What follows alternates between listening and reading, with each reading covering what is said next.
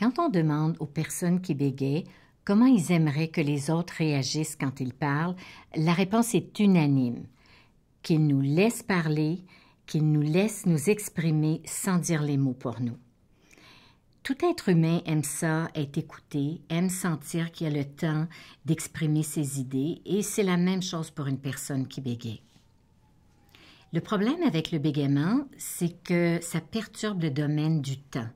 Donc, ça perturbe l'échange communicatif qui, normalement, est très rapide. La personne qui bégaye est donc beaucoup plus lente dans cet échange-là et ça rend les interlocuteurs très inconfortables. Malgré ça, le plus facile est de laisser la personne parler sans lui démontrer de signes d'impatience et c'est ce qui va l'aider le plus à se sentir à l'aise quand elle parle. La plupart des adultes qui bégayent racontent des expériences désagréables qui sont arrivées à l'école. Et donc l'école, ça reste un lieu où un enfant peut souvent être victime d'intimidation, les autres peuvent rire de lui et c'est quelque chose qui peut être très difficile pour l'enfant. Donc, c'est important que les enseignants et aussi les parents soient vigilants et qu'ils puissent souvent demander à leur enfant « Est-ce que tu vis des choses difficiles à l'école? » Habituellement, les enfants n'en parleront pas de façon spontanée. Chez l'enfant d'âge préscolaire, il peut y avoir des périodes que l'enfant va vivre très difficilement. Ça nous arrive parfois d'avoir un téléphone d'un parent qui est très inquiet parce que l'enfant ne veut plus parler, réagit très fortement à son bégaiement. Qu'est-ce qu'on fait à ces moments-là?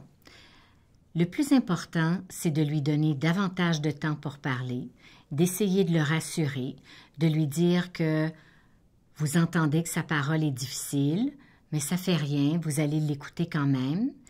Essayez d'augmenter un petit peu plus l'affection que vous pouvez lui donner, l'asseoir sur vos genoux et surtout faire davantage de commentaires et lui poser moins de questions.